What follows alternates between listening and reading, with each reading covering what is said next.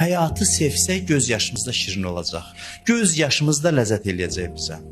Bunu qarışdırmayın dünya pərəstlərin ağlamağı ilə. Dünya pərəstin ağlamağı acıdır, həsrət göz yaşıdır. Həsəd göz yaşıdır.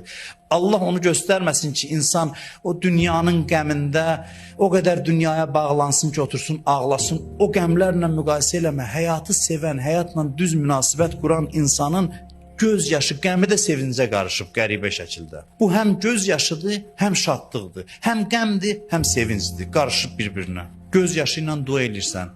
Əlini qaldırmısan Allaha dua eləməyə. Məsələn, istəyirsən deyəsən ki, İlahi səndən filan şey istəyirəm. Allah deyir səbr elə, dayan.